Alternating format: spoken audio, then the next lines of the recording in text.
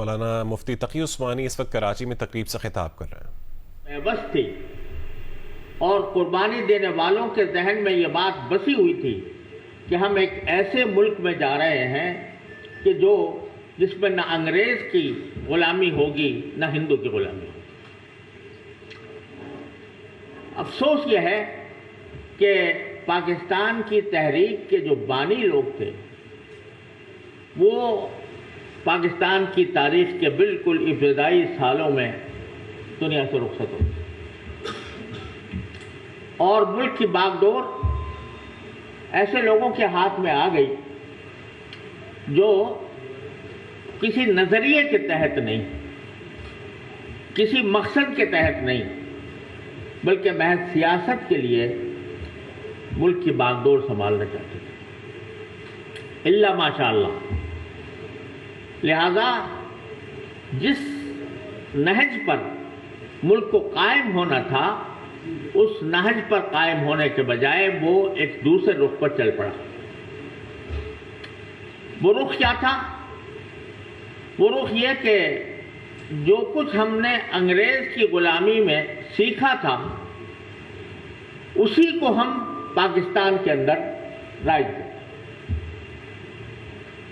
پوری نقل، پوری کاپی اس انگریزی نظام کی ہم نے یہاں پر اختیار کی اور زندگی کے ہر شعبے میں ہم نے مغرب کو آئیڈیل بنا لیا کہ ویسٹ کی طرف سے جو چیز آئے گی وہ فیشنیبل ہوگی، وہ ہمارے لیے فائدہ مند ہوگی اور اسی کو ہم اختیار کر کے اس مقام تک پہنچ گئے جیسے آج، جس میں ہم آج ہیں۔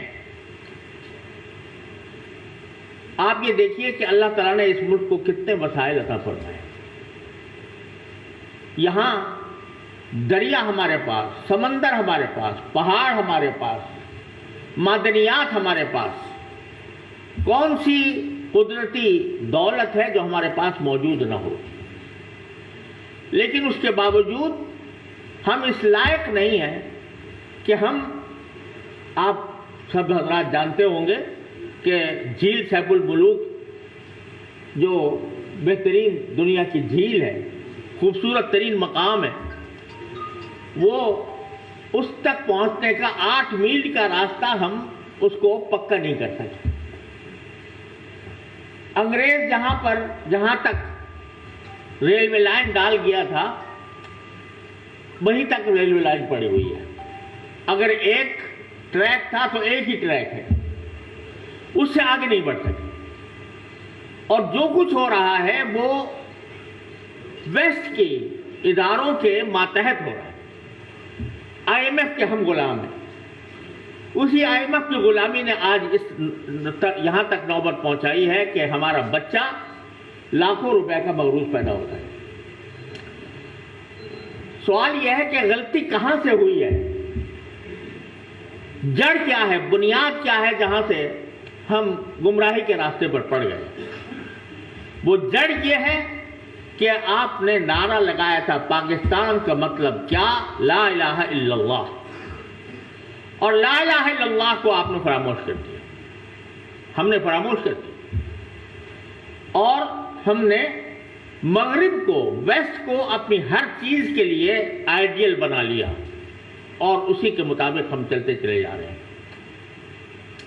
قرآن نے یہ کہا تھا کہ اگر تم سود نہیں چھوڑو گے تو اللہ اس کے رسول سے جنگ کا اعلان سن لو۔ قرآن نے یہ الفاظ کسی گناہ کے لیے نہیں کہے، زنا کے لیے نہیں کہے، شراب کے لیے نہیں کہے، سور کھانے کے لیے نہیں کہے، چوری کے لیے نہیں کہے، ڈاکے کے لیے نہیں کہے، لیکن سود کے لیے یہ الفاظ استعمال کیے کہ اگر تم نہیں چھوڑو گے تو اللہ اس کے رسول سے جنگ کا اعلان سن لو۔ تو اب یہ بتائیے کہ جب ہم اللہ تبارک و تعالیٰ کے ساتھ جنگ پر آمادہ ہیں تو کیسے ہم راہ راست پر آ سکتے ہیں؟ کیسے ہم فلاح حاصل کر سکتے ہیں؟ کیسے ہم خوشحالی حاصل کر سکتے ہیں؟ اور جتنی مرتبہ اس سود کی لعنت کو دنیا سے ملک سے ختم کرنے کے لیے آوازیں اٹھتی، فیصلے ہوئے، قراردادیں پاس ہوئیں، لیکن وہ مغرب کی جو غلامی ذہن پر بیٹھی ہوئی ہے، دماغ پر سوار ہے، اس کی وجہ سے ہم اس منزل کی طرف قدم جتنے بڑھانے چاہیے تھے وہ نہیں بڑھاتے۔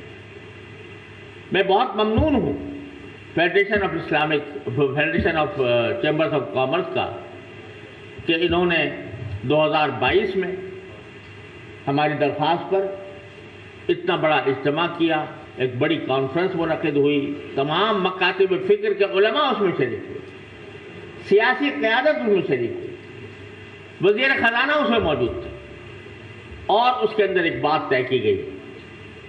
لیکن جیسا حضرت چیئرمین صاحب نے فرمایا کہ ایک کمیٹی بھی اس کام کے لیے بنائی گئی تھی، اور وہ کمیٹی اب بھی قائم ہے، سرکاری سطح پر اب بھی قائم ہے اسٹیئرنگ کمیٹی، لیکن افسوس ہے کہ وہ تعطل کا شکار ہے اور فیڈریشن کی طرف سے کوئی نمائندگی نہیں ہے۔